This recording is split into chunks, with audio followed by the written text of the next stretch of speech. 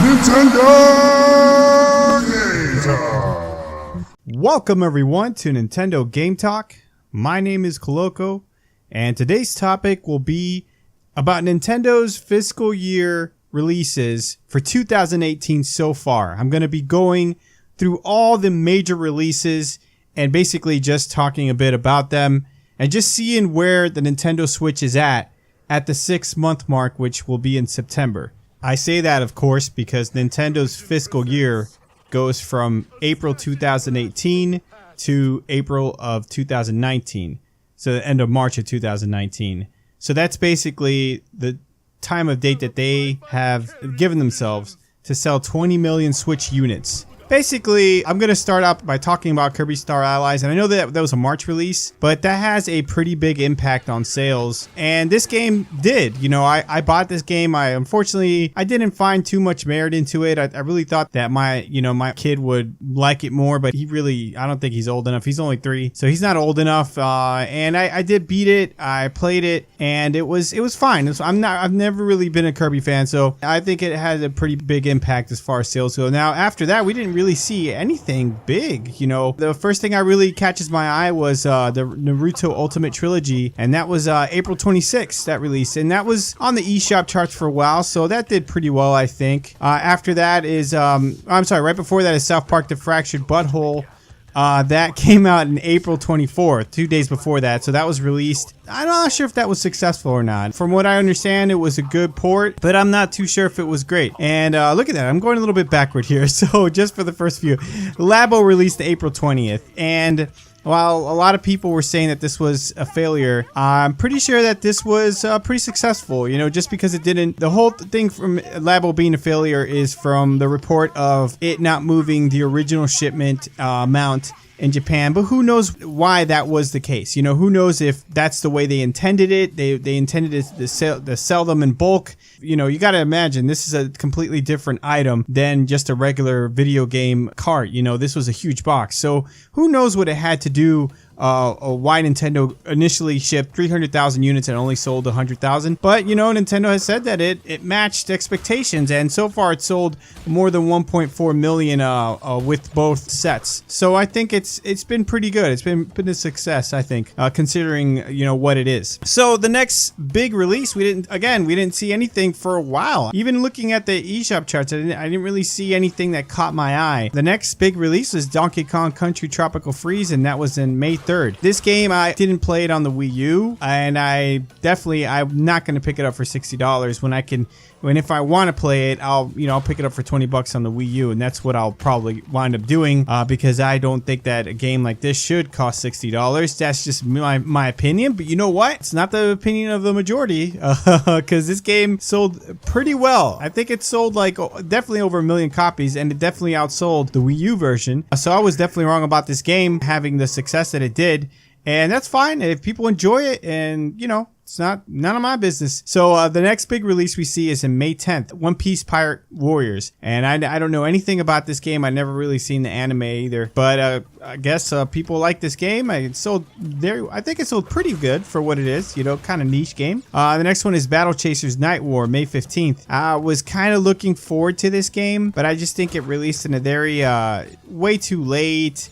The same version, you could pick it up for Xbox for like $7 by the time this released on the Switch. But according to reviewers, the game is pretty good, pretty solid. I might pick it up if it gets, goes on sale or something. The next release after that is Hyrule Warriors on May 22nd. Now this is the Ultimate Edition, and it has all the DLC from the 3DS and Wii U all into one package. It's a great deal, and it's a fantastic game. And it sold pretty good. I'm pretty sure it sold well. I don't know if I have the numbers. Maybe the numbers Nintendo did give the numbers, but I don't have them. So the next one is Runner 3, which released on the same day, I believe, on May 22nd. And that was a game that a lot of people were looking forward to, fans of the first Runner and the second Runner. And I'm not sure if it did that well. I didn't really hear too much after it released, maybe because it released on the same day as the Mega Man Legacy Collection. And I think that had a lot of old school Nintendo fans just downloading that game. That did very well, I think. I saw it on the eShop charts for a long time up there. So a couple days after that, On May 24th, we had Bloodstained: Curse of the Moon. And this was from Inti Creates, and this is kind of like a precursor to the Bloodstained game that's coming out. And people love this game, and it did very well. It was on the eShop charts, #1, I believe, for a few days. So that did very well, and it was reviewed very well as well. The next game on here is Street Fighter Anniversary Collection on May 29th. It was so great to have. I was so looking forward to this game. I got it, and it's fantastic. It has 12 Street Fighter games on it. Such a great deal for 40 bucks. Capcom did a great job with this, and I was very excited to play it, and it did, I think, it did fairly well. I'm pretty sure it didn't do as well as the PS4 versions, but then again, you know, you have to consider that the PS4 has a lot more consoles out there than the Switch does. So we saw Yoku's Island Express release on the May 29th. Now the reason I have this list is because this game got very good reviews. I don't know if it sold that well, but it did have really good reviews, and I think it kind of had a little impact might have had a little impact. Who knows? Pokemon Quest, free-to-play Pokemon game, released the same day as well, May 29th. A lot of games this day. This game is pretty good. I enjoy it very much so. I don't know, some people might trash talk it because of the way it looks, or, you know, it's just a weird, they might not like the way that it's not pay to win, but does have microtransactions in it. But I love the way they did a microtransaction in this game. There's a cap, so you can't spend over a certain amount in this game, and I think that's the perfect way to do these microtransaction type of games. I wish more games would offer that. So the next game is Ikaruga on May 29th as well. Now this game did pretty well. I saw it on the eShop charts, and a lot of people love this game. I've actually never played it. I know it's a shooter, top-down shooter. It has a unique element to it. I think you switch colors or something like that. Different shots affect different enemies. So that's pretty good. Harvest Moon: Light of Hope. Now this is a Harvest Moon game, that's why I have it listed. I don't think it did that well. I'm not even sure how it reviewed. I've never really played a Harvest Moon game as well, but I have it on here because it's a pretty big game. West of Loathing came out May 31st. Now this is a little stick figure cowboy game. Did pretty well. I see it on the eShops. I still see it every once in a while on there. So I think it did pretty well for a small game. Just Shapes and Beats came out the same day, May 31st. That also did very well, and I heard a lot of people talking about this game and how fun it was. So the next game on here I have is Shaq Fu: A Legend Reborn on June 5th. Now the reason I have it listed is just because it was just a weird situation. This was the same developer who made NBA Playgrounds, and because they took so long to update that game where you could play online and a couple of other features, they had this game for free for those that got the first game. It's okay for a free game. It's fine. I played through it. Has some jokes that are not funny. It has a lot of jokes that kind of, you know, pretty entertaining. And overall, it's a pretty good fighter. So the next game on here is BlazBlue Cross Tag Battle on June 5th. This is a pretty big game to be on the Switch. I played the preview that they had for it where you can play online. I didn't enjoy it because it has the same thing. Is this what all fighting games now? They have like this lobby that you have a little chibi character running around. You have to go up to certain people to play online, to play versus. I honestly do not enjoy this. I'd much rather have just a menu. You just go, you just look for an opponent and just finds it for you. Maybe this is a way of developers like cutting back on something that has to do with that, where they have to put more work in the game if they do something like that, because to me it just seems like an unnecessary step where you have to be walking around. Anyways, besides that, it looks like the game looks amazing and people liked it. I'm not sure if it was that successful. I didn't really see it up there in the eShops chart too much. And the next game on here that I have is June 8th, Sushi Striker: The Way of Sushido. Now this game I think was very overpriced. I did play the demo. It was fine. I still think that it was overpriced, especially for a game that a lot of people say that the 3DS counterpart that was released at the same time, that it actually plays a little bit better because of the touch screen mechanic and the way that you have to use it, and your finger kind of gets in the way in the Switch version. And you can play with buttons, but it's not as Well, so I'm not sure if this game did that well. They should have priced it less, I think. It definitely, I think, overpriced. So that's 2 Nintendo first-party titles that have so far been overpriced. And you could argue that Kirby was also a little bit overpriced, but that's neither here nor there. Next game, June 7th, Banner Saga 2. This is, might be wrong about this, but I think this was the first Banner Saga game, which is kind of weird to release number 2 when there's a trilogy. But according to a lot of people, this is a great game. So that released Fallout Shelter on June 10th. This is where it starts getting good, ladies and gentlemen. This is E3 season. Fallout Shelter, to me, it's a great game. Yes, it does have microtransactions, but you can play through the whole game without microtransactions. I always look at microtransactions this way. If you give me 20, 30 hours of entertainment, I have no problem giving you a few bucks, throwing you a few bucks. And people, I'd never get the fact that people get mad or they say, oh, I can't believe, you know, if they're done correctly. I'm not talking about these microtransaction games that are just horrible, but if they're done correctly, like Fallout Shelter, like, you know, that Pokemon game, you don't mind giving them a few bucks. You gave me some entertainment, I'm gonna throw a few bucks and I could get to the end game with just a few bucks. Hey, that's great. To me, that's a great microtransaction game. If they have you where it's microtransaction and it's just a never-ending game, you never get to the end, or you're always working towards, you know, to getting there. That, to me, that's when it starts getting bad. So I think Fallout Shelter is a great game. Great that it's on Switch. Maybe that shows Bethesda like, hey, we want more Fallout.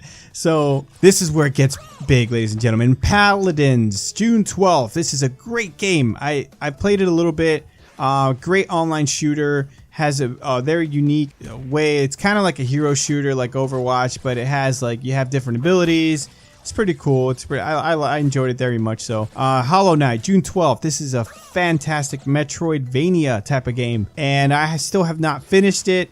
It's a very unique style. I love everything about this game. It's a very good game. They're very solid. Also on June 12th, Fortnite. Yeah, the biggest game in the world released on June 12th on the Switch. Now, these 3 games were kind of, if people didn't listen or if people didn't pay attention to all these rumor mills going around, this would have been 3 huge releases for the Switch right there. So let's move on to the next game, RBI Baseball 18, June 14th. I played the RBI Baseball 17. I've never played an RBI baseball game, and I'm a big baseball fan. I just didn't like the fact that there's no announcers. There's no one. You're playing through the game. There's nobody that says, like, you know, he got caught out at first, you know, deep ball to right field, and it's out of here. Nothing like that. There's no announcers. There's no music. It's very empty. The game is very empty. According to what I've read about RBI Baseball 18, they've actually updated the character model so they actually look like players. But that's it. They still haven't had announcers. And to me, I don't want to play a game like that unless I have... That just it doesn't feel like baseball to me. The next big release, June 15th, Lego The Incredibles. And this is a pretty big release because anybody that has kids, you know, love Disney movies. And if you have kids, you probably have they probably love Disney movies. This is a pretty big release around the same time that the new Incredibles movie came out, so I think that did rather well. I'm not sure, I didn't really see it up there on the eShop charts, but going to GameStop so often, I was in there while a couple parents came in and bought the game, so it couldn't have done that bad. I don't know. Might have just been, you know, perchance that happened. So the next big release is Mario Tennis Aces. Now, some might argue that this was the actual big first release for Nintendo in 2018. And that's kind of crazy when you think about it. You know, that's half the year gone through. But that was a pretty big release. I didn't get this game. I was hoping like a bigger single player mode.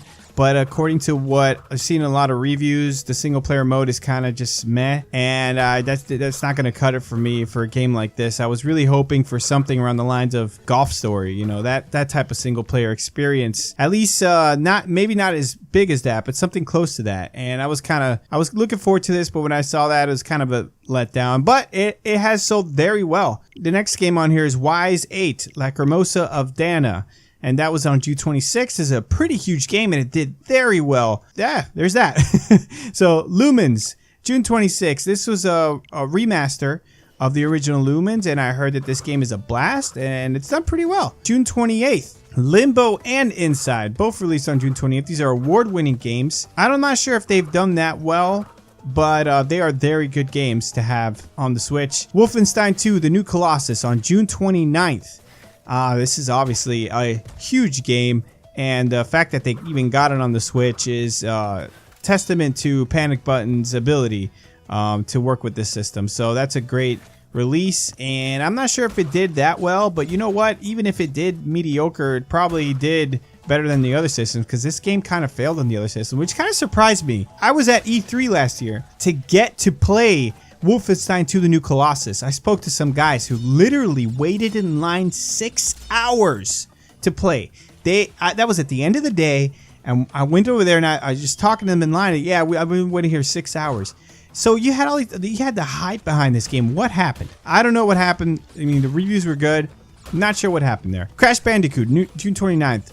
This is a fantastic release, and I think it's amazingly popular on the Switch, and I think it had a great success on the Switch, especially in Europe. It's like constantly on the top 10. Pocket Rumble, July 5th. And this is a game that was modeled after Neo Geo Pocket Color Fighters, which I had a Neo Geo Pocket Color. It's actually the first system that I ever bought with my money, and I absolutely love the fighting game that was on the game. So I'm looking forward to this. Still haven't picked it up, but I will eventually get it. Let's see, Another World, July 9th. I'm not sure exactly why I listed this. It's just a game that I've seen a lot around, so I think it's just pretty popular, so it's on here.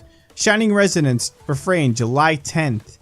This is also another game that I've never played, but I've heard a lot of good things about, and I constantly see people posting about it, so it must be good. Bomb Chicken, July 12th. This game, I think if the price that it released, I think it released a little bit higher than a lot of people thought it would.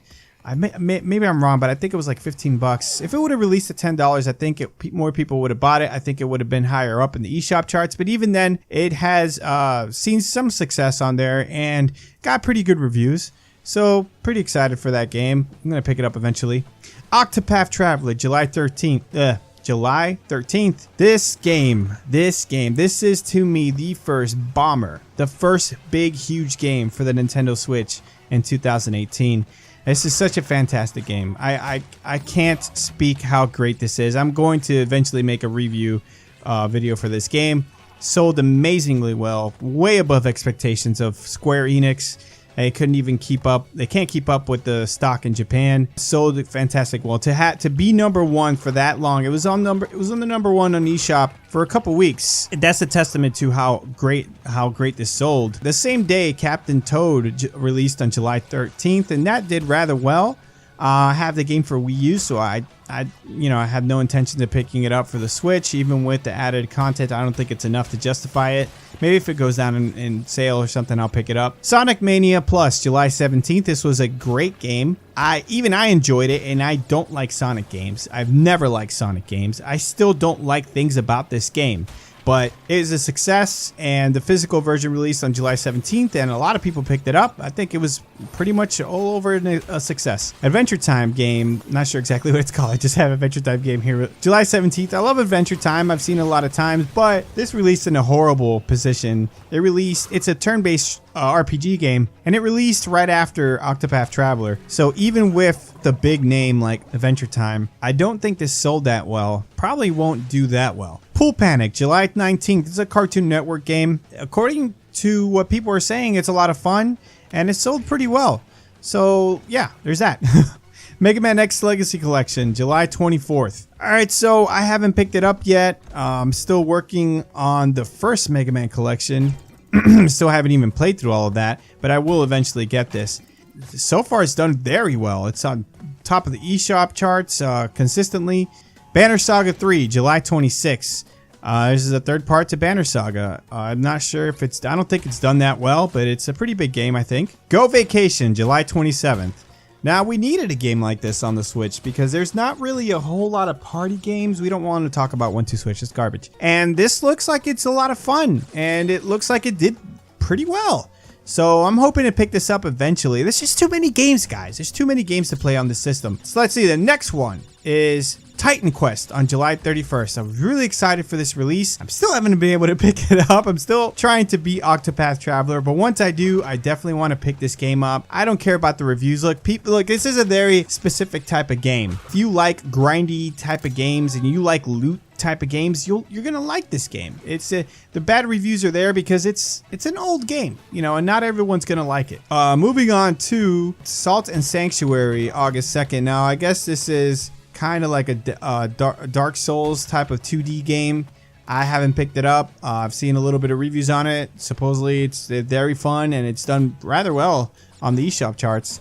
The next game is Iconoclast, also on August 2nd. I was really excited when I saw that this was releasing on the Switch because I looked at this game about a year ago and I saw that it was releasing on was released on the PS4, and I thought to myself like, oh man, this would be really good on Switch. It's a 2D game. It just looks really cool. The next one on here is Overcooked 2. August 7th. What can I say about the first Overcooked? It's one of the most successful games on the Switch. This game was consistently in the top 10 probably up to when this released. It's sold so well, and now that number 2 can only be played on the Switch, yeah, I think this is gonna do great. Dead Cells, August 7th. You know, despite all the controversy with the reviews about this game, I think it's only going to bring more attention to it, and according to what people say, it's an amazing game, and I really can't wait to pick this up and play it. But again, I'm only one guy. I can only play so many games. So moving on, Okami, August 9th. I never played Okami. Actually, let me take that back. I did play a little bit on the GameCube and I pretty much enjoyed it, but I didn't like how it was so compared to Zelda. So that's why it just didn't call to my attention too much. And, yeah, I'll probably eventually pick it up. Walking Dead, August 14th. So this is the first, no, this is actually the second Telltale game coming to the Switch. So it's going to be The Walking Dead, the final season. It's kind of weird that they're releasing the final season. Maybe they're going to release it all together. I'm not too sure about the details of this release, but I really enjoyed the first Batman game, Telltale game on the Switch. I was hoping to get the Guardians of the Galaxy one because I really enjoyed the movies. I know that, you know, the voices are not, you know, the people that voice, that are the actors from the movie, but still, I would have liked to seen that on the Switch, especially because they said that it was coming out. But this is good too, and more games is never a bad thing. So the next big release is Monster Hunter Generations, August 25th. Now, Monster Hunter World is still one of the most successful games, and even now, people are still playing it. So I think that momentum will carry over to this release, and I think this is going to do very well. I saw even a lot of my friends pick this up, the Japanese version, when that released because this is actually the same version that released in Japan like a year ago, and I remember a lot of people picked that up. Maybe it wasn't a year ago, but a lot of people, my friends, were playing that. August 28th, Blade Strangers comes out. Now this is a release that I'm looking forward to. Has a lot of cool characters. A 2D fighting game. It has Shovel Knight. Has a guy from, I'm pretty sure it has a guy from Dead Cells that might be in another 2D. That might be that other platform fighter. But it still has a lot of cool fighters, and I can't wait to play this. Now this is going to the September releases, which till now I don't think have any specific number, but it doesn't really matter. Undertale is coming out in September. South Park: The Stick of Truth coming out in September.